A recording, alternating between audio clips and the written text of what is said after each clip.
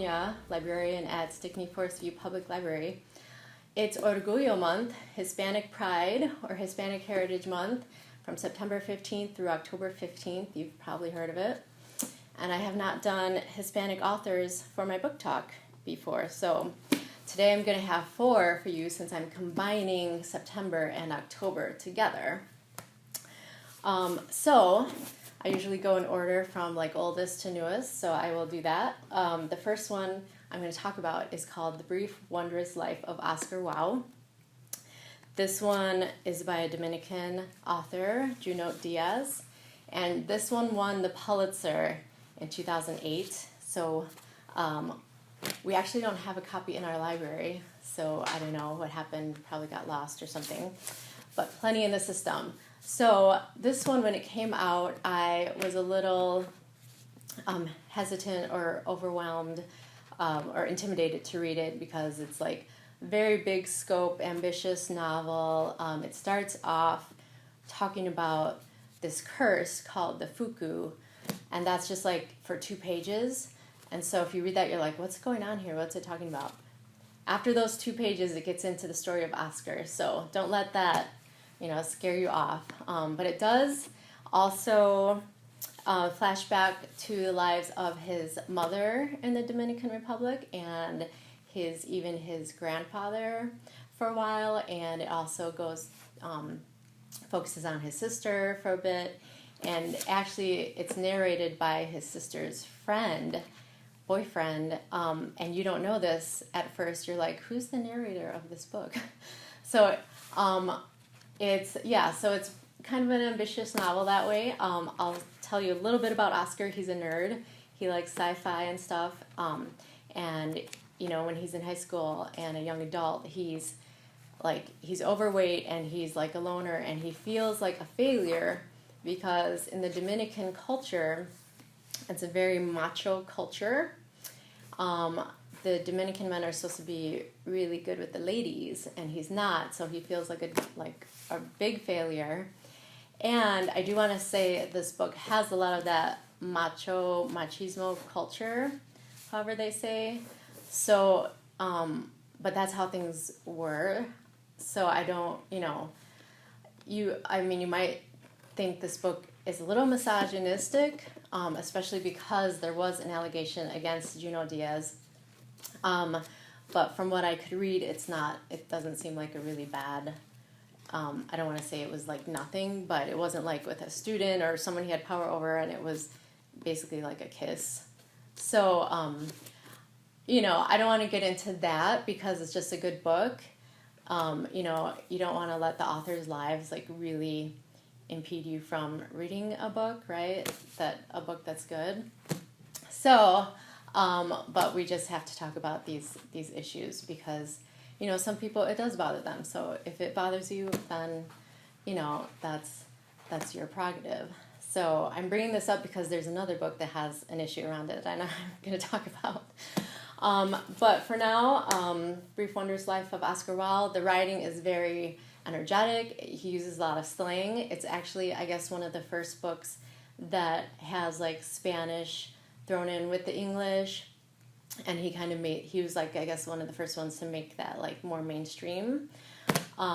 So yeah, lots of good energy with the writing, and all of the stories, all of the focuses on the different people.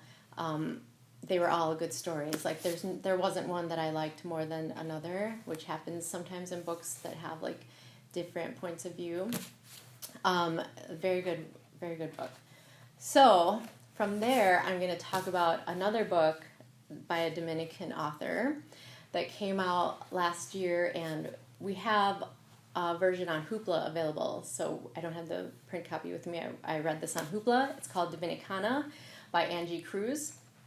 And when I heard about this, I heard a lot of good things about this, and it sounded like a book that I would like because it's coming of age.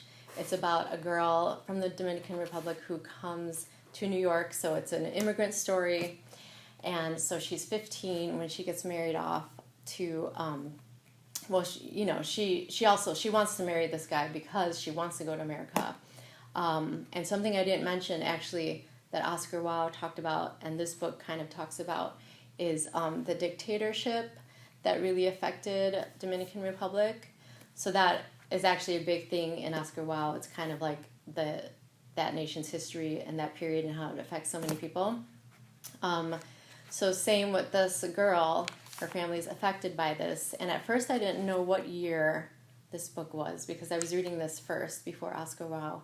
And it wasn't until she came to America and Malcolm X got shot, and I looked that up, I was like, oh, it's 1965. So when she was in the Dominican, I'm like, what year is this? It could have been like any time during the 20th century. So it's 1965 in New York. She's a young bride. She's trying to, trying to learn to love her husband. But again, the macho culture, they're not shy about like hitting their women or being rough like that. And again, it's the culture, so it's not like I'm condoning it by saying it's a good book. It's just this was her reality.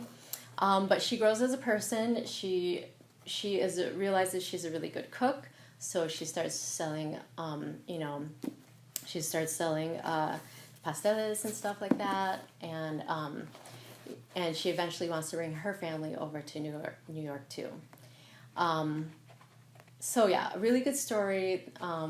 There is another guy that she starts having feelings for and all that and everything like that. So, and something else, a term that I learned about the Dominican Republic when the dictator, had their country like in such a vice.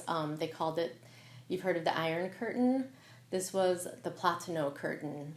So I think that was a real term because it was kept being used a lot. So I just thought that was interesting. I had never heard that term. But yeah, so those are 2 Dominican books that I recommend. Very different, so maybe only one of them appeals to you, depending on what kind of book you like. So now we're going to move to one that takes place in Mexico and is about Mexican people trying to get to America. American Dirt by Jeanine Cummins. So this came out recently, and so some librarians might give me heat for recommending this because the whole issue is that there's like racism in publishing, and so white authors get a lot more money and get a lot more deals and offers to write books where maybe some Hispanic authors are being pushed to the side. And this was like an issue surrounding this book because she's American, she's not really Hispanic. I think she has like a little Hispanic in her. And then, so the publisher was kind of trying to make it like she was Hispanic, but she wasn't. Anyway, I read this, and a lot of people have read this, got really popular because it's a good adventure story. So if you just be aware, because we have to be aware of racism and, in publishing and in different areas, so we don't perpetuate it, but don't let that, scare you away from reading a good story. And it's not like this was like the most profound story I've ever read or anything. It's just a good story about a mother who and her son, and the family was killed by the drug lords, and so she's fleeing thinking that they're after her, and because her husband, anyway, so they got mad at her husband, and so she's like, I need to get to America, but she doesn't want to do it legally because then she could be followed. She could, those records can be found by the cartel, and she wants to like disappear. So that's why she's trying to get to America illegally because she's trying to hide.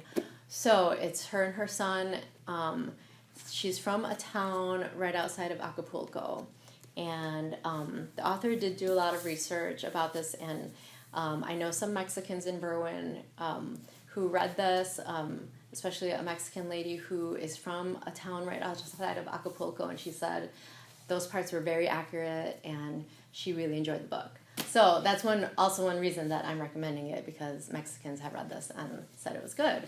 But again, the racism thing, be aware of that. so more opportunities for Hispanic writers, right? Anyway, so this is a good story. She meets people, she meets other immigrants trying to, get to America. There's a lot at stake. It's very dangerous. Trying to jump on a train, riding on top of the train. The people that, might want to mug you and rape you and everything like that. Trying to stay under the radar of the the guys at the border, the immigration police and everything like that. So it is a good story, lots of suspense, really builds, is she going to make it? Like, there's so many, like, close calls for her. So in that way, it's a good, entertaining story, and I recommend it. American Dirt. All right, so last but not least, a little lighter fare. This one just came in like a couple days ago, and I was like, oh, I have to read this for my book talk. So You Had Me at Ola by Alexis Darla. It's a rom-com. She has written another romance that got some notice, and so this is her second or so novel. Just came out 2020. It's about a soap opera star who gets this role now. Her name is Jasmine, so she's in New York, and she's filming this role, and the leading man, there's chemistry, obviously, that kind of thing. They meet when he spills coffee on her.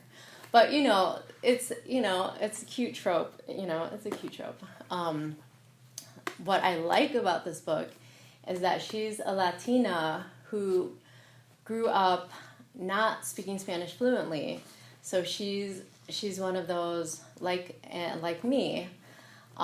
This is why I like this, because I'm from Mexican heritage, and English was the main language in my household, but we still have the culture, we still have, the phrases, she calls her grandma abuela, she calls her father papi, everything like that, that's from the culture, but there's, she has that, not stigma, but that insecurity of not being as good as the other Hispanics that speak Spanish fluently. And so now for this role, it's an English soap opera, redo of a telenovela, but her character has to speak Spanish now and then. There's Spanish in this show. So she says her accent is really good, and she gets away with speaking it, even though, in the show, even though she doesn't speak it fluently. So I just think that's great because, like I said, there's a lot of us out there. So it's nice to see that represented. Even though she's Puerto Rican in this book, the character's mom and parents are Puerto Rican, and the mom is half Filipino. I don't want to gloss over that part. So, but it's mainly, about her and this her Latin co-star, and how they fall in love, and she's got her two girlfriends that support her. So a nice, fun, light book. So, I've talked a lot, but again, this was September, October combined for Hispanic Pride, Orgullo. And thanks for watching. Put comments below. Any Hispanic authors you like? What do you think about all the controversy? And I will see you next time. Bye. If you enjoyed this video, please like the video and subscribe to the Stickney-Forest View Public Library's YouTube channel. Also, like and follow us on Facebook, Instagram, and Twitter. The Stickney-Forest View Public Library District, where great things happen.